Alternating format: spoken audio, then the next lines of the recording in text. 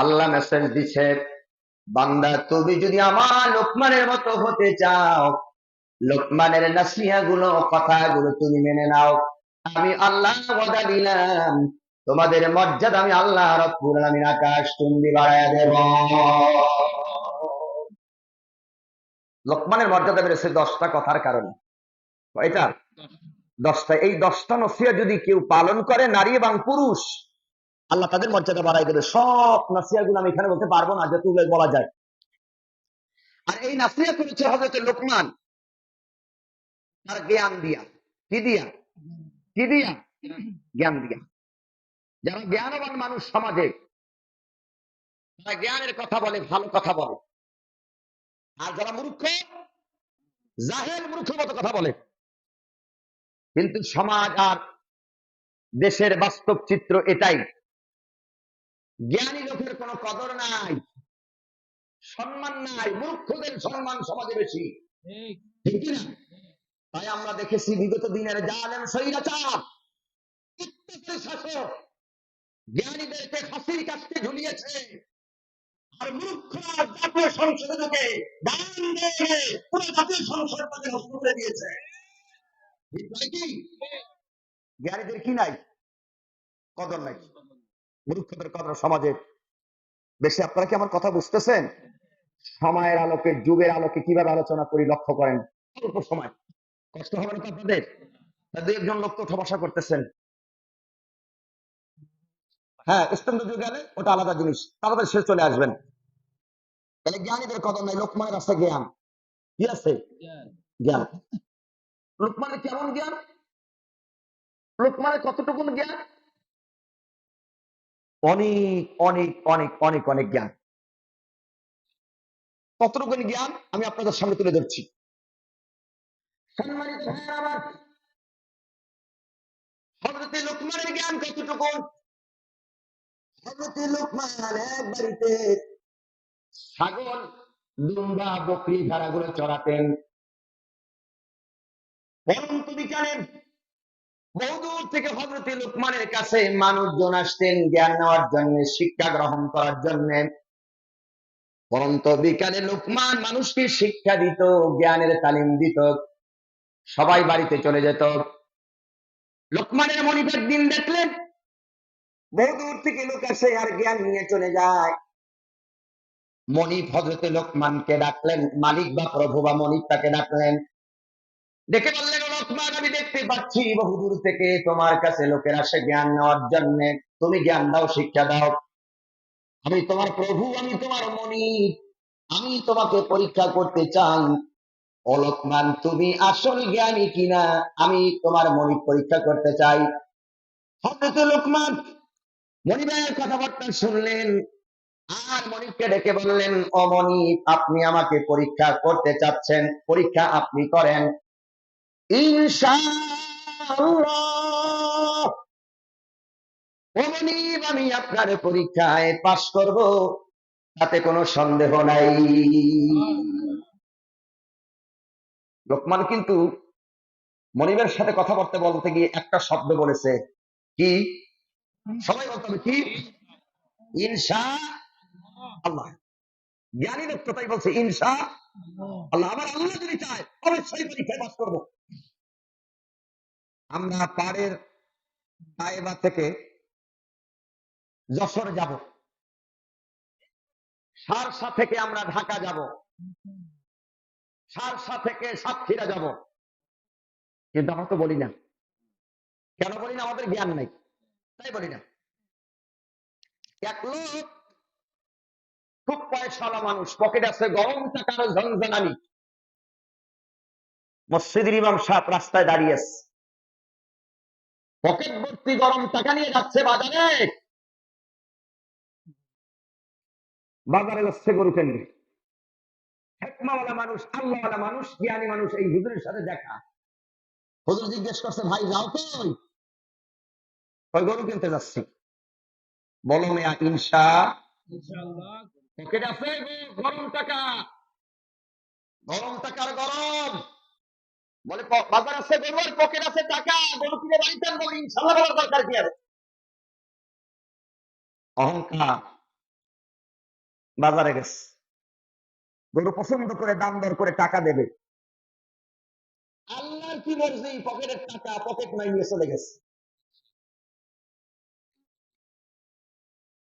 মন খারাপ করে গরু না কিনে বাজার দিয়ে দিয়ে আবার যাচ্ছে বাড়ির দিক। হেকমাওয়ালা জ্ঞানী মানুষ ইমাম সাহেবের সাথে দেখা, জিজ্ঞেস করছে, ভাই গরু কি কিনছেন? ইনশাআল্লাহ, পকেটের টাকা পকেট মাই নিয়ে গেছে। এখন বলেন ইনশাআল্লাহ আগে না পরে? বলেন আগে না পরে? পরে। গোটা মুসলিম মিল্লাতের জাতির পিতার নাম কি? সবাই বললেন না, সন্দেহ আছে। সবাই বলেন, সবাই বলেন, সন্দেহ তো নাই। আমার দেশে একজনের জাতির পিতা বলতো, জাতির পিতা বলতো, জাতির পিতা ভোট চুরি করে হওয়া যায় না, জুলুম করে জাতির পিতা হওয়া যায় না, জাতির পিতা হতে ইমানি বাড়ি খায়, জাতির পিতা হতে হয়। কি পরীক্ষায়? তাই আমরা দেখেছি জাতির পিতার কপালে উঠে ছেলেরা দাঁড়াইয়া প্রসাব করছে, জাতির পিতার কল্যাণে রসুলা গাইয়া জনমের তারা চলছে, ঠিক কিনা? সারা বাংলাদেশে জাতির পিতার নামে মূর্তি বানাইয়া বানাইয়া দেশটা নষ্ট করেছে, লক্ষ কোটি কোটি টাকা জালিম শয়তান জাতির পিতা বানিয়েছে। উপস্থিতি, কষ্ট হচ্ছে আপনাদের? জাতির পিতার নাম কি? সবাই বলেন, জাতির পিতার নাম কি? ইব্রাহিম আলাইহিস সালাম। সম্মানিত ভাইরা আমার, গোটা মুসলিম মিল্লাতের জাতির পিতা হযরত ইব্রাহিম আলাইহিস সালাতু ওয়াস সালাম বার্ধক্যের শেষে উপনীত হয়ে গেলেন। বৃদ্ধা বয়সে তিনি চলে এলেন। জাতির পিতা হযরত ইব্রাহিম আলাইহিস সালাতু ওয়াস সালাম আল্লাহ রাব্বুল আলামিনের কাছে একটা দোয়া করেন, রব্বি হাবলি মিনাস সালিহিন। আল্লাহর কাছে দোয়া করলেন, হে আমার রব, আমার প্রভু, তুমি আমাকে একটা নেককার সন্তানের সুসংবাদ দাও। জাতির পিতা দোয়া করতে দেরি, আর সাজিমের মালিক আল্লাহ সুবহানাহু ওয়া তাআলা দোয়া কবুল করতে দেরি করেন নাই। জাতির পিতা দোয়া করে, রব্বি হাবলি মিনাস সালিহিন, হে আল্লাহ তুমি আমার একটা নেককার সন্তান দাও। কি সন্তান? নেককার সন্তান। বুড়ো বয়স, হাঁটতে গেলে লাঠি, বাক্যের শেষ একেবারে উপনীত হয়ে গেছেন, এই সময় আল্লাহর কাছে দোয়া করে, আল্লাহ তুমি একটা সন্তান দাও। আল্লাহ বুড়ো বয়সে দিতে পারে না? পারে কি না? আল্লাহ নগরকে সাগর বানান, সাগরকে আল্লাহ নগর বানান। ভাইরা আমার, জাতির পিতা দোয়া করলেন, আল্লাহ সুবহানাহু ওয়া তাআলা দোয়া মঞ্জুর করে নিলেন। আল্লাহ পাক বলেন, ফাবাশশারনাহু বিগুলামিন হালিম। আমি আমার ইব্রাহিমকে পুত পবিত্র সন্তানের সুসংবাদ দিলাম। পাইলেন ছেলে, আল্লাহ ছেলে দিলেন। এই ছেলেটা বড় হয়ে গেল। আল্লাহ রাব্বুল আলামিন হযরত ইব্রাহিম আলাইহিস সালাতু ওয়াস সালামকে স্বপ্নে দেখালেন, ও আমার ইব্রাহিম, তুমি ছেলে চেয়েছো, আমি আল্লাহ ছেলে দিয়েছি। এই ছেলেকে আমি আল্লাহ রাস্তায়, ও ইব্রাহিম, তুমি কোরবানি করে দাও। সুবহানাল্লাহ। এখানে একটা শিক্ষা আছে, গভীর মনোযোগ। স্বপ্নে দেখলেন। এইবার আল্লাহর কোরআন কি বলে শোনেন, فَلَمَّا بَلَغَ مَعَهُ السَّعْيَ قَالَ يَا بُنَيَّ إِنِّي أَرَىٰ فِي الْمَنَامِ أَنِّي أَذْبَحُكَ فَانظُرْ مَاذَا تَرَىٰ قَالَ يَا أَبَتِ افْعَلْ مَا تُؤْمَرُ ستجدني إن شاء الله من الصابرين। فلما بلغ معه السعي, সাইয়া মানে দৌড়াদৌড়ি করতে পারে, ছেলেটা একটু বড় হয়ে গেল, ছুটাছুটি করতে পারে, হাঁটাহাঁটি করতে পারে। স্বপ্নে দেখালেন, ইব্রাহিম, তুমি তোমার প্রিয় বস্তু, তোমার সন্তান ইসমাইলকে আমি আল্লাহ রাস্তায় কোরবানি করে দাও। এই স্বপ্নে দেখার পর হযরত ইব্রাহিম আলাইহিস সালাম সন্তান ইসমাইলকে ডাকলেন, ডেকে বললেন, ইয়া বুনাইয়া, হে ছেলে, ইন্নী আরা ফিল মানামি আন্নী আসবাহু, আমি স্বপ্নের ভিতরে দেখলাম তোমাকে জবাই করতেছি। বলো এই ব্যাপারে তোমার রায় কি, সিদ্ধান্ত কি? আমি ইব্রাহিম ও ইসমাইল তোমাকে জবাই করবো কিনা, আমাকে তুমি রায় দিয়া দাও। সুবহানাল্লাহ বলেন। ইব্রাহিম আলাইহিস সালাম স্বপ্নে দেখছে কি, ছেলে কি করতেছে, কোরবানি করতেছে। কারে? ইসমাইলকে। ইমান পরীক্ষায় দেখতেছে ইসমাইল কোরবানি করতেছে। আমরাও স্বপ্নে দেখি, আর নবীরা স্বপ্নে দেখে এক স্বপ্ন। আমরা স্বপ্নে দেখি শুয়ে শুয়ে ঘুমায় ঘুমাইয়ে সুপারি গাছের উপরে 8 তলা বাড়ি। আমরা স্বপ্নে দেখি তাল গাছের উপরে 18 তলা বাড়ি। আমরা স্বপ্নে দেখি 41 সাল 42 সাল পর্যন্ত ঘুমায় থাকবো, এই স্বপ্ন আমরা দেখি। আরে বেডি ভাত রান্না করছে, ভাত নরকলা পোলাও, এই বেডি খেয়ে যাইতে পারে নাই, খাইছে দেশের জনগণ। কথা বলে কেন? ক্ষমতা কার?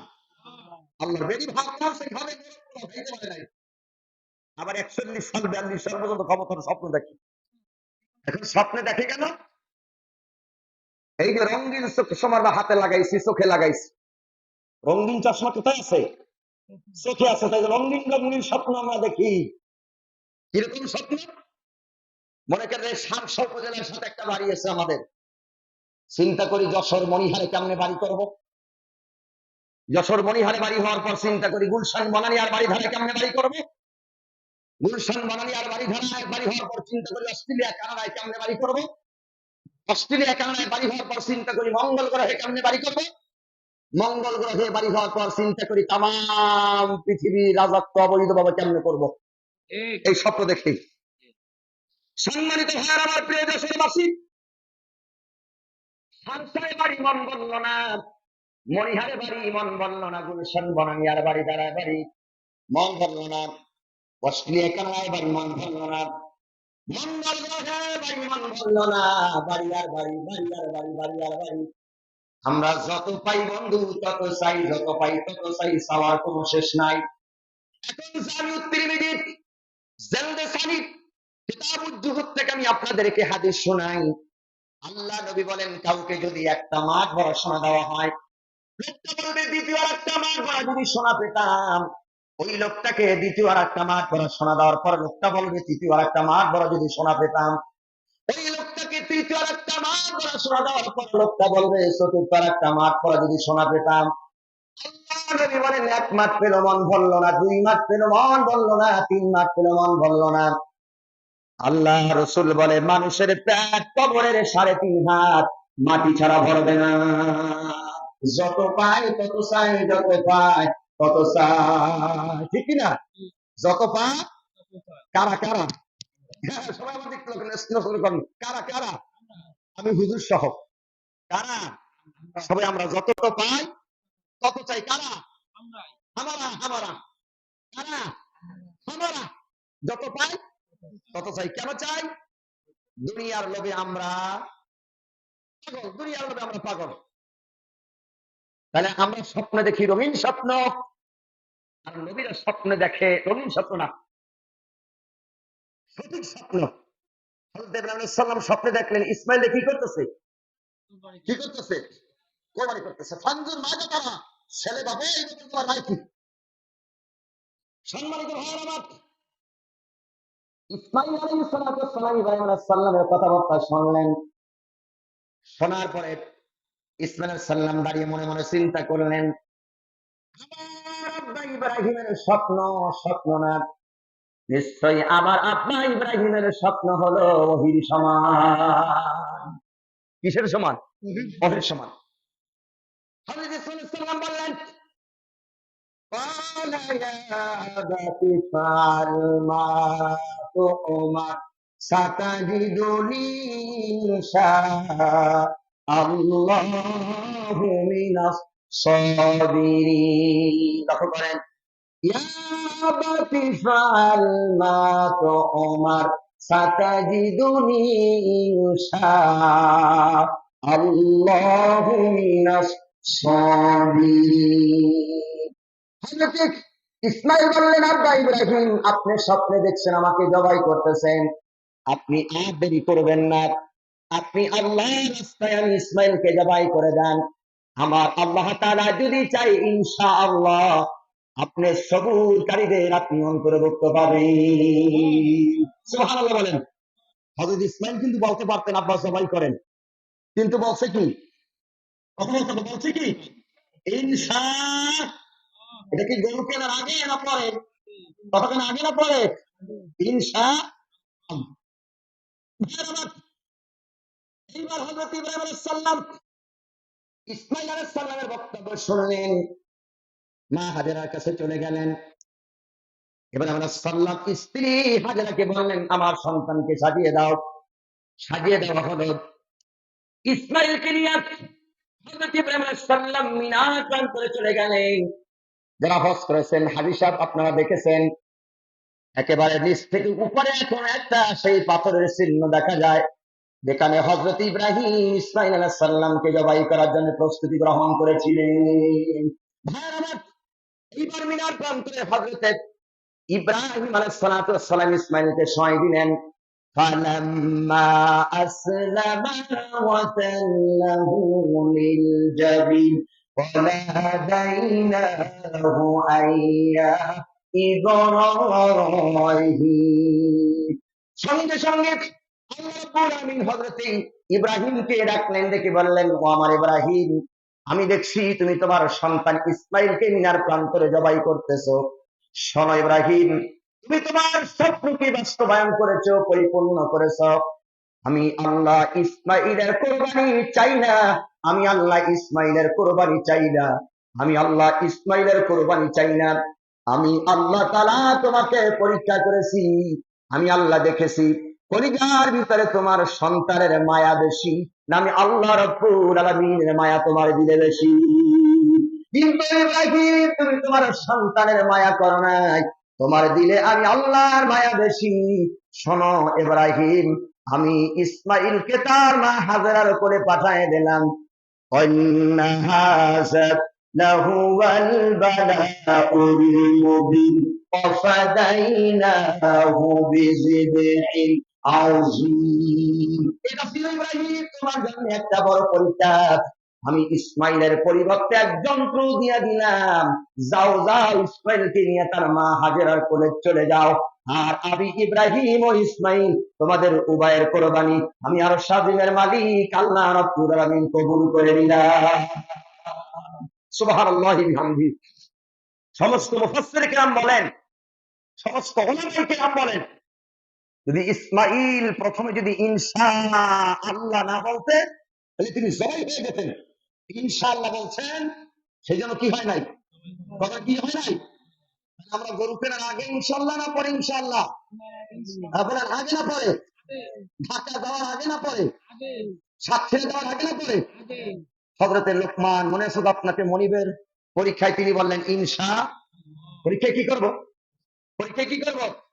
পাস করব। ভাইরা আমার, হযরতে লোকমান বললেন, মনিব আপনি পরীক্ষা করে ফেলেন, আমি আপনার পরীক্ষায় পাস করব। মনির কাছে রাখলেন, দেখে বললেন, লোকমান তুমি একটা বকরি জবাই করো। হযরতে লোকমান বকরি জবাই করলেন। এবার বললেন, এই বকরির সবচেয়ে নিকৃষ্ট অংশটুকু আমার সামনে হাজির করো। হযরতে লোকমান হৃৎপিণ্ড বা কলিজা তার মনিবের সামনে হাজির করলেন। কিছুদিন যাওয়ার পর আবার মনিব বললেন, লোকমান আর একটা বকরি তুমি জবাই করো, সবচেয়ে শ্রেষ্ঠ অংশটুকু তুমি আমার সামনে হাজির করো। হযরতে লোকমান বকরি জবাই করে হৃৎপিণ্ড বা কলিজা হাজির করলেন। মনিব তাকে জিজ্ঞেস করলেন, লোকমান নিকৃষ্ট অংশ হিসাবে তুমি হৃৎপিণ্ড বা কলিজা হাজির করলে, আর শ্রেষ্ঠ অংশ টুকুন হিসাবে হৃৎপিণ্ড বা কলিজা হাজির করলে, কারণ কি? হযরতে লোকমান বললেন, শোনেন মনিব, এই হৃৎপিণ্ড বা কলিজা যদি বকরির ভালো হয় তাহলে বকরির পুরা দেহটা ভালো হয়ে যাবে, আর এই হৃৎপিণ্ড বা কলিজা যদি খারাপ হয়ে যায় বকরির পুরা দেহটা খারাপ হয়ে যাবে। আল্লাহ নবী বলেন, মানুষের হৃদয়ের ভিতরে, মানুষের দেহের ভিতরে এক টুকরা গোশত আছে, এই গোশত টুকরা যদি ভালো হয় মানুষের পুরা দেহটা ভালো হয়ে যাবে, আর এই গোশত টুকরা যদি খারাপ হয়ে যায় মানুষের পুরা দেহটা খারাপ হয়ে যাবে। আর সেটা হলো ওয়াহিয়াতুল কলব, সেটা হলো মানুষের হৃৎপিণ্ড বা কলিজা। এইটা যদি ভালো হয় পুরা মানুষের দেহটা ভালো, আর এইটা যদি খারাপ হয়ে যায় মানুষের পুরা দেহটা খারাপ হয়ে যাবে।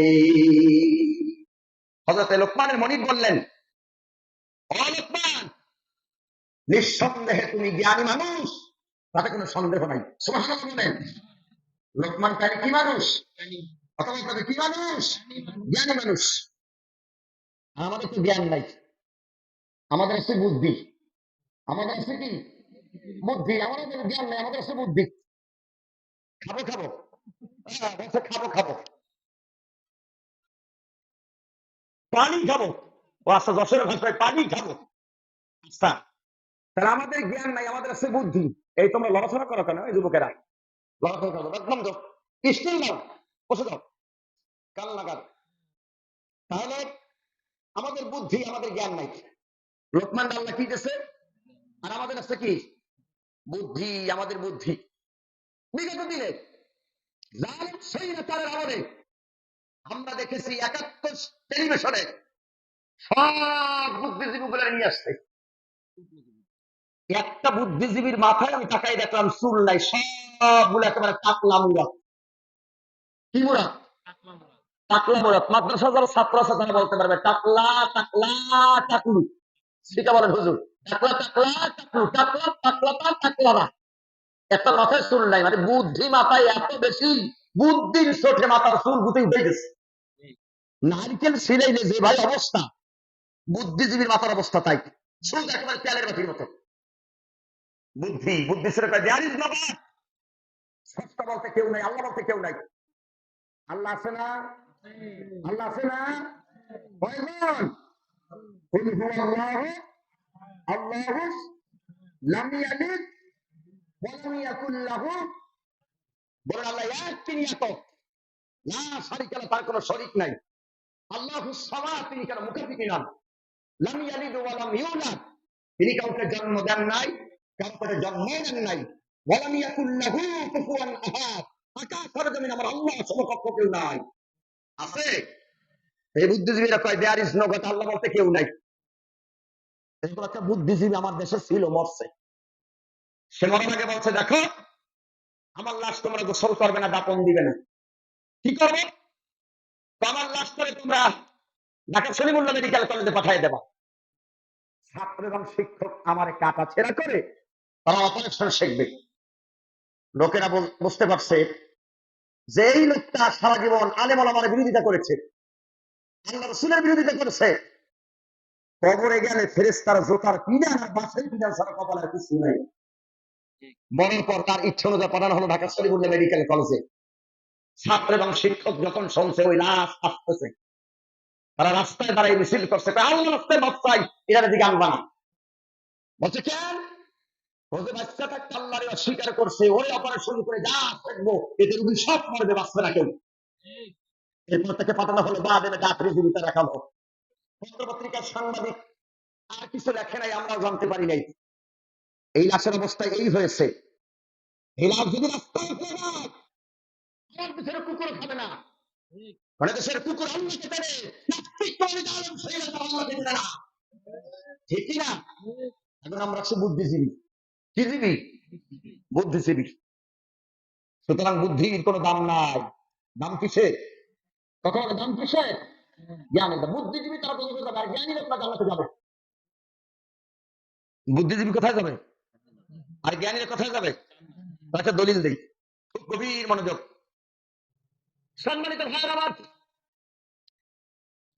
বুদ্ধির কোনো দাম নাই, সব দাম হলো জ্ঞানের। যার জ্ঞান আছে ওই ব্যক্তি আল্লাহর মাকামে চলে যাবে, জান্নাতে চলে যাবে। আর বুদ্ধিজীবী লোকগুলো আল্লাহর জাহান্নামের ভিতরে ঢুকবে। দলিল দিচ্ছি কোরআন দিয়ে। আল্লাহ রাব্বুল আলামিন বলেন, উসজুদু লিআদামা ফাসাজাদু ইল্লা ইবলিস আবা ওয়াস্তাকবারা ওয়া কানা মিনাল কাফিরিন। আল্লাহ রাব্বুল আলামিন বলেন, উসজুদু লিআদম, সিজদা করো আমার আদমকে। ফাসাজাদু, সবাই সিজদা করলো। ইল্লা ইবলিস, ইবলিস ব্যতীত সবাই সিজদা করলেন। আল্লাহ প্রশ্ন করলেন, ক্বালা মা মানাআকা আল্লা তাসজুদা ইয আমারতুক, বেটা তোরে সিজদা দিতে বললাম তুই কেন সিজদা দিলি না? বুদ্ধিজীবী ওর মাথায় তো চুল নাই, টাকলা ওর বুদ্ধি মাথায় বেশি। ক্বালা আনা খায়রুম মিনহু, এই ছেলেগুলা তো এই তোমরা ওঠো, আমি যেমন নরম তেমন গরম, এইরকম ব্যাপার বাবা। তোমাদেরকে একবার সতর্ক করছি না? থাক বাবা, তোমরা চুপ থাকো, এটা একটা ক্লাস। একটা কথা এদিক ওদিক হয়ে গেলে তাফসীর হবে না। কোথায় ছিলাম? কোথায় ছিলাম? হ্যাঁ, বুদ্ধিজীবী। উসজুদু আদম, সিজদা করো আমার আদমকে। বুদ্ধিজীবীর মাথায় চুল নাই, ওরা বললো ক্বালা আনা খায়রুম মিনহু, আমি তার থেকে উত্তম। খলাকতানি মিন নার ওয়া খলাকতাহু মিন তিন, আল্লাহ ওরে বানাইছো তুমি আগুন দিয়ে, আমার বানাইছো মাটি দিয়া। আগুনের গতি হচ্ছে ঊর্ধ্বমুখী, আর মাটির গতি হচ্ছে নিম্নমুখী সম্পূর্ণ। ঊর্ধ্বমুখী জিনিসকে নিম্নমুখী জিনিসের কাছে মাথা নত করা মুস্তাহামের সাইন্টিফিক, সেই জন্য মানতে পারি নাই। আল্লাহ দেখলেন বুদ্ধিজীবী টাকলার যুক্তি খারাপ না, আগুন কোথায় যায় আর মাটি।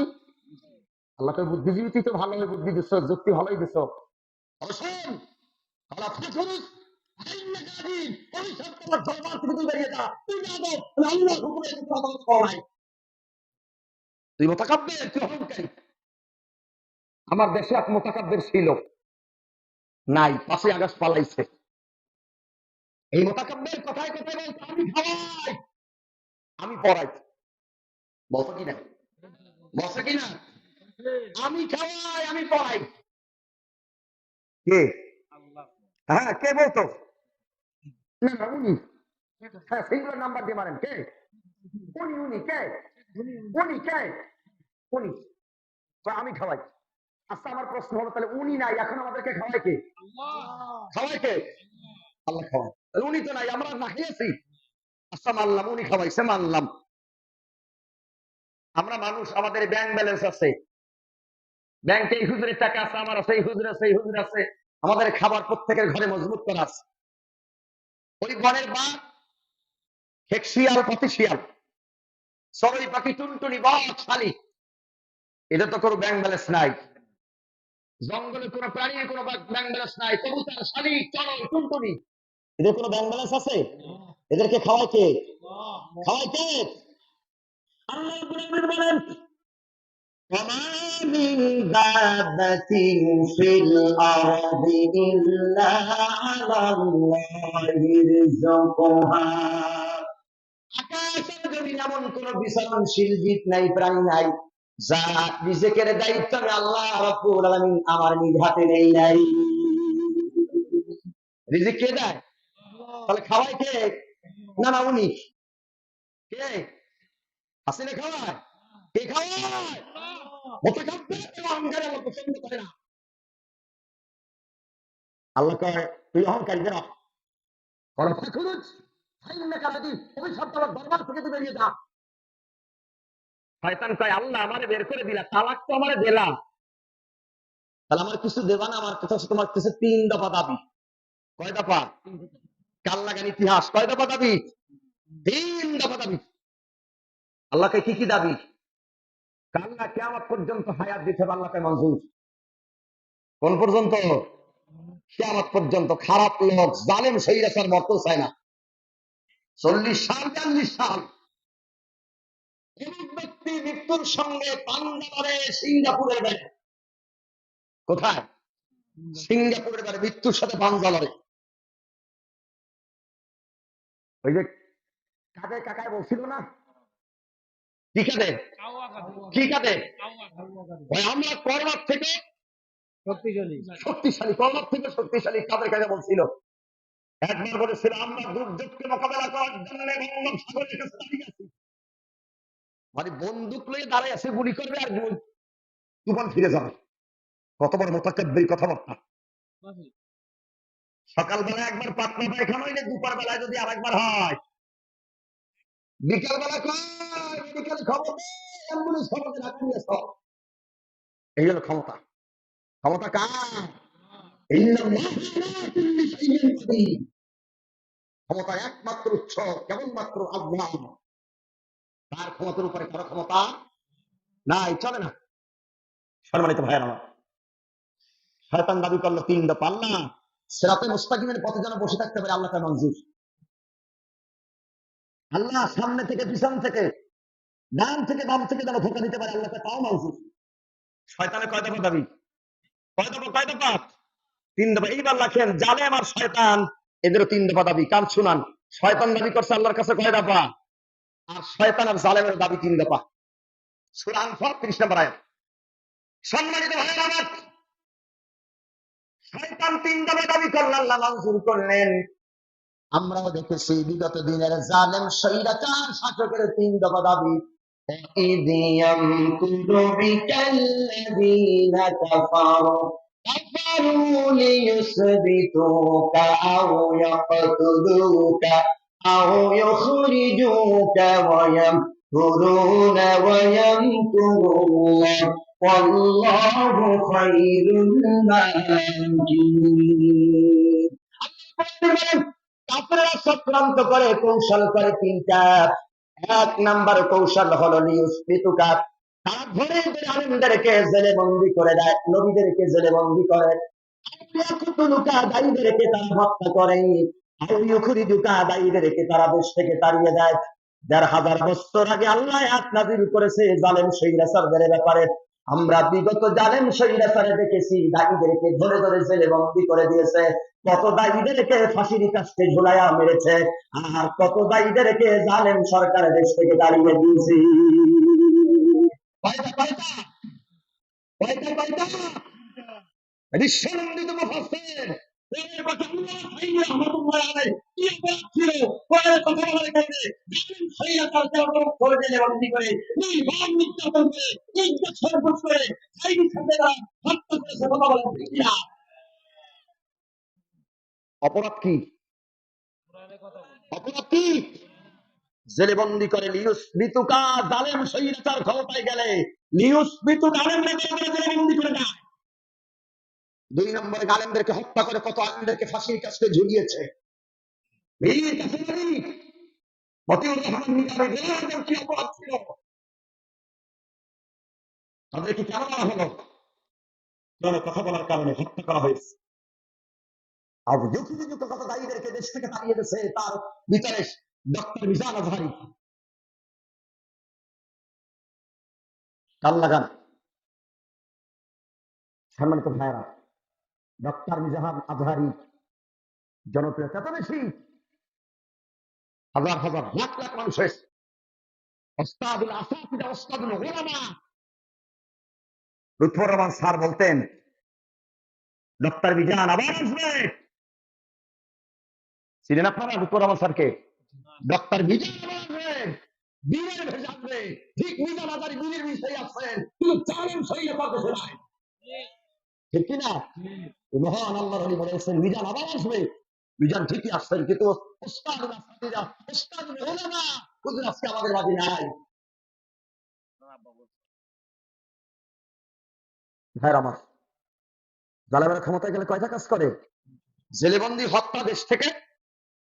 শয়তানের কয় দাবি? কয় দাবি? শয়তানের কয় দাবি?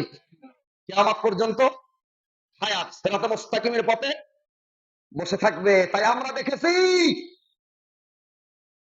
মডেল মসজিদ বানায় প্রত্যেক জেলায় জেলায়, আবার হজ করে উমরা করে, সুযোগ পাইলে কপালের ভিতরে সিঁদুর পরে। বিশ্বনন্দিত মুফাসসিরের একটা কথা মনে পড়ে, বেশি বাড়াবাড়ি করো না, বেশি বাড়াবাড়ি করো না। বাংলাদেশের 18 কোটি মানুষ গাছের গোড়া ধরে এমন ধরে নাড়া দেবে, মামুর বাড়ি বিল্ডিং নিয়ে পড়বা। আজকে মামুর বাড়ি বিল্ডিং নিয়ে পড়েছে।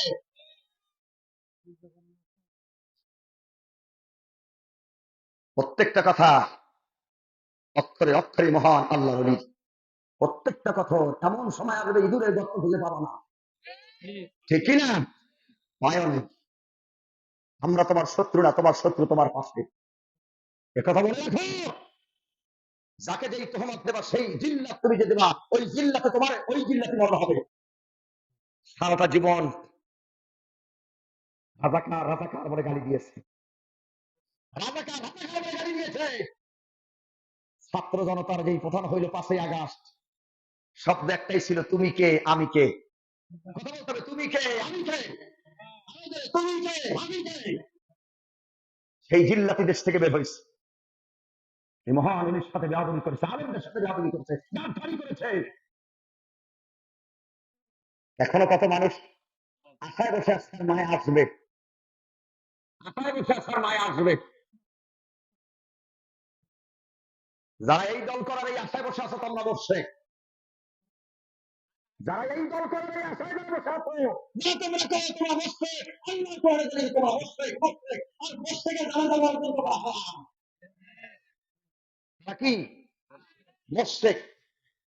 যারা ওই দল করে সবগুলো কি কথা বলতে হবে, যারা আওয়ামী লীগ করে তারা কি আওয়ামী লীগ দল করে তারা কি দলিল নেন। ইয়া আইয়ুহাল্লাযিনা আমানু, হে ঈমানদার গণেরা, তোমরা যারা বিশ্বাস স্থাপন করছো, মুশরিক নারীদেরকে তোমরা বিবাহ করো না, হাত্তা ইউমিননা, যতক্ষণ পর্যন্ত ঈমান না আনে। আল্লাহু ইয়াদউ ইলান নার, আল্লাহু ইয়াদউ ইলাল জান্নাহ।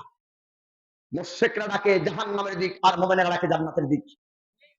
তাই তিনি গর্ব করে বলতেন, আমার ছেলের বউ ইহুদি আর আমার মেয়ের জামাই, গর্ব করে বলতো। দেখছেন কিনা আপনার কথা বলতে হবে, দেখছেন কিনা? তাহলে মুশরিককে যদি কেউ সমর্থন করে তাকে কি বলা হয়? মুশরিককে যদি কেউ সমর্থন করে তাকে কি বলা হয়? বলতে হবে তাকে মুশরিক কি বলতে হয়। তাহলে ওই দলটা কি দলিল নেছেন? মুশরিককে সমর্থন করে যতদিন পর্যন্ত তওবা না করবে ওর জানাজা শরীয়তে জায়েজ নাই।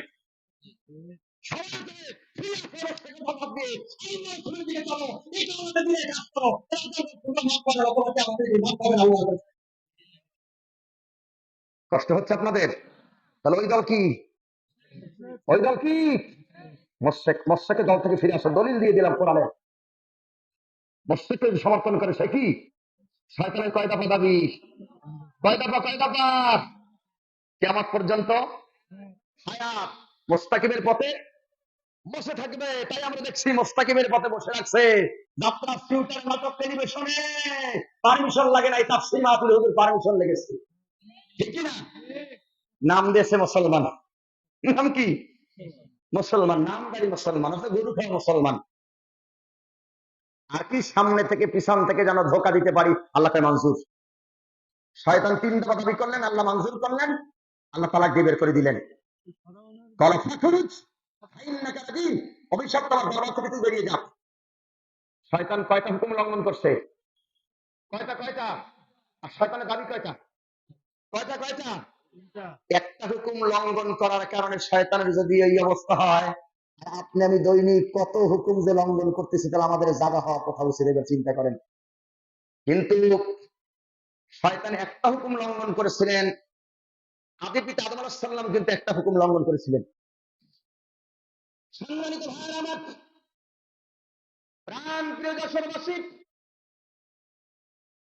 শয়তান একটা হুকুম অমান্য করার কারণে জাহান্নামে গেছে, আর আদম কিন্তু আল্লাহর একটা হুকুমকে লঙ্ঘন করেছিলেন। আল্লাহ রাব্বুল আলামিন বললেন, ইয়া আদম উসকুন আনতা ওয়া যাওজুকাল জান্নাতা ওয়া فكلا منها رغدا حيث شئتما ولا تقربا هذه الشجرة فتكونا من الظالمين। আল্লাহ রাব্বুল আলামিন বলেন, ইয়া আদম উসকুন আনতা ওয়া যাওজুকাল জান্নাত, হে আদম তুমি এবং তোমার স্ত্রী জান্নাতের ভিতরে বসবাস করো, সমস্ত নাজ তোমরা খাও, কিন্তু হাজিহি সাজারা, আল্লাহ ইসমে ইশারা দিয়ে বোঝায় এই গাছের কাছে যাবে না, গাছের ফল খাবে না। আদম আলাইহিস সালাম আল্লাহ নিষিদ্ধ বৃক্ষের কাছে চলে গেল, স্বামী স্ত্রী তারা দুইজনেই ফল ভক্ষণ করলেন। আল্লাহ পাক প্রশ্ন করলেন, আদম তুমি আমার হুকুমটাকে লঙ্ঘন করলে কেন? আদম আলাইহিস সালাম এখন শয়তানের মতন যুক্তি বা বুদ্ধি দাঁড় করে নাই, যে আগুন উপরে যায় মাটি নিচে যায়, এই যুক্তি দাঁড় করে নাই। আদম চাইলে আল্লাহকে এই কথা বলতে পারতেন, আল্লাহ জান্নাতের ভিতরে এত তুমি নাজ নেয়ামত গাছপালা রেখেছো, কিন্তু এই গাছটা তুমি কেন রাখছো, আমি আদমরে তুমি কেন বিপদে ফেলাইছো? এটা কিন্তু আদম বলতে পারতো, কিন্তু তিনি বলে নাই। আদম আলাইহিস সালাম তিনি মনে মনে চিন্তা করলেন, আমি তো আল্লাহর হুকুমকে লঙ্ঘন করে ফেলেছি, শয়তানের মতন তখন যুক্তি দাঁড় করা যাবে না। আমি যুক্তি দাঁড় করবো না, আমি আমার জ্ঞান দিয়ে, লক্ষ্য করেন, আমি আমার জ্ঞান দিয়ে চিন্তা করি, আমি আমার জ্ঞান দিয়ে এখন আল্লাহর কাছে তাওবা করবো, মাফ করবো। সাল্লাম তিনি তার ভুলকে বুঝতে পেরে জ্ঞান দিয়ে তিনি চিন্তা করলেন, মস্তককে নত করে দিলেন। আর সাল্লাম বিনয় হয়ে তিনি কাঁদলেন, রব্বানা যালামনা আনফুসানা وإن لم تغفر لنا وترحمنا لنكونن من الخاسرين সবাই বলেন ربنا ظلمنا أنفسنا وإن لم تغفر لنا وترحمنا لنكونن من الخاسرين আদম বললেন, রব্বানা আমার প্রতিপালক, যালামনা জুলুম করেছে আমার আত্মার উপরে, ওয়াতারহামনা তুমি যদি এখন রহম না করো, আর রহম করলেই হবে না, রহম করবা, করুণা করবা, দয়া করবা, বলে পরে লানাকুনান্না মিনাল খাসিরিন, ক্ষতিগ্রস্ত হয়ে যাব, ধ্বংসগ্রস্ত হয়ে যাব। আদম যখন বিনয় হয়ে গেলেন, অস্তককে যত নতুন করে দিলেন, আল্লাহ সুবহানাহু ওয়া তাআলা আদম এবং খাবার সব গুণগুলো আল্লাহ মাফ করে দিলেন। সংসার যুবক বন্ধুরা, মুরব্বী বাবারা, কান লাগান, ও যুবক যৌবনের কারণে কত অন্যায় অপরাধ করে ফেলেছ। আমার মুরব্বী বাবারা, জীবনে কত অন্যায় আমরা করেছি, চুরি ডাকাতি জেনাবে বিচার করেছি, মদ খেয়েছি, মিথ্যা কথা বলেছি, ভাইয়ের সম্পত্তি নিজের নামে রেখেছি, বোনের ঠকাইছি, স্ত্রীর ঠকাইছি, স্বামী তার স্ত্রীর হক আদায় করে নাই, স্ত্রী তার স্বামীর হক আদায় করে নাই, ভাই তার বোনের হক আদায় করে নাই, বোন তার ভাইয়ের হক আদায় করে নাই। এই যে হক আপনি নষ্ট করেছেন, নামাজ পড়ছি, মসজিদে গিয়ে নামাজ পড়লেই হবে না, গভীর চিন্তা করেন, জ্ঞানটা একটু খাটান। হযরত লোকমানের মতন, ইসমাইল আলাইহিস সালাতু ওয়াস সালামের মতন, ইব্রাহিমের মতন, আদি পিতা আদম আলাইহিস সালামের মতন আমরা তো মানুষ, আমরা জীবনে ভুল করে ফেলেছি। এখন আল্লাহর কাছে তওবা করবো যে আল্লাহর জীবনে কোনোদিন অন্যায় অপরাধ করব না, তোমার কাছে আমরা মাফ চাই। আল্লাহর নাম গফুর গফফার। জ্ঞান দিয়ে যদি গভীর রাত্রে আজকে কাঁদি আর আল্লাহর কাছে তওবা করি, তাফসীর মাহফিল থেকে যদি শিক্ষা গ্রহণ করি, আর কোনোদিন অপরাধ করব না, গুনাহ করব না। আল্লাহ সুবহানাহু ওয়া তাআলার নাম রহমান রহিম, গুনাহ ক্ষমাকারী, তিনি গফুর গফফার।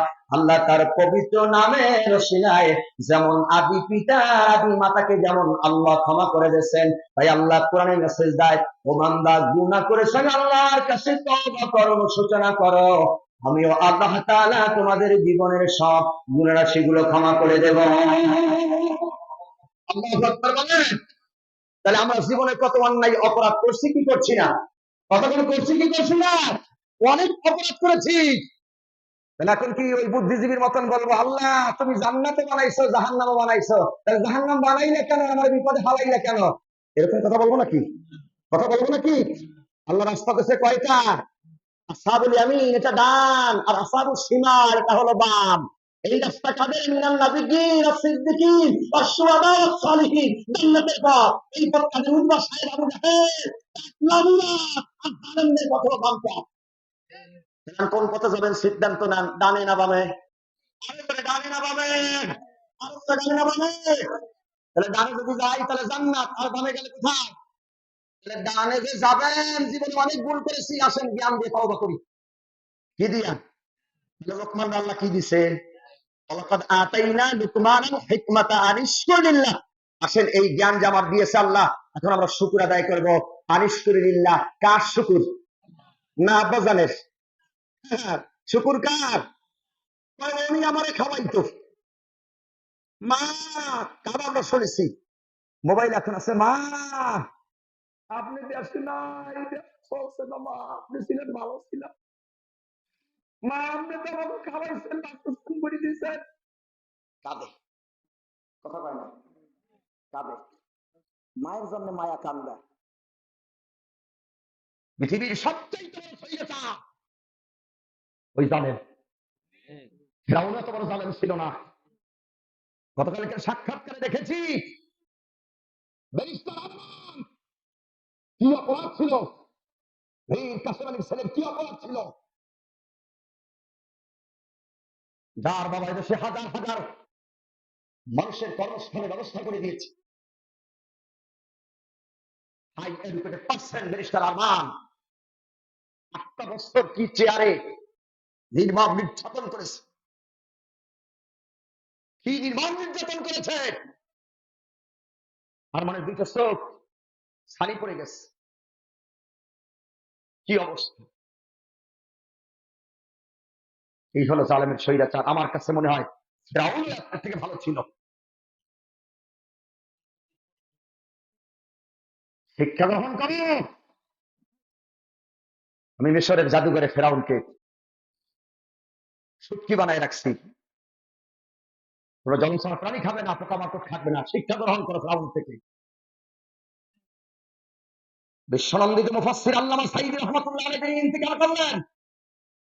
জালেম স্বৈরাচাররা তাকে মাটিতে তো খুলনায় দেয়নি, তার জীবনে স্বপ্ন ছিল তার মাদ্রাসার পাশে তার কবর হবে, যদি দেয়নি। বহুত কষ্ট করে পিরিজপুরে গিয়েছি জানাজা পড়তে, আমাদেরকে জালেমা যেতে দেয়নি। আজকে যদি সুষ্ঠু ব্যাপারটা জানাজা পড়তে দিত, বাংলাদেশে এমন কোন মাঠ ছিল না যে আল্লামা সাঈদীর জন্য জানাজায় লোক হবে, এমন কোন মাঠ ছিল না।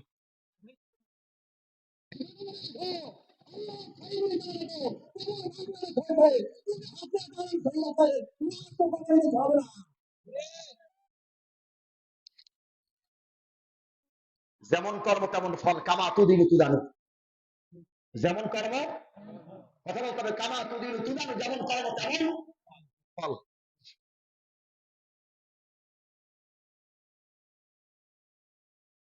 সম্মানিত ভাইয়ের আমার, প্রিয় দেশবাসী, আসুন তওবা করেন। কি দিয়া? কি দিয়া? কি দিয়া? না বুদ্ধি দিয়া? কি দিয়া? কি দিয়া? অনুশোচনা করো কি জুলুম করেছ। আমার ভাইদেরকে, আমার দিনী ভাইদেরকে বাড়িতে থাকতে দাওনি, আমাদেরকে স্টেজে তুলতে দেয়নি। প্রোগ্রাম করেছি, জুতাগুলো ঘরে উঠে করা লেগেছে।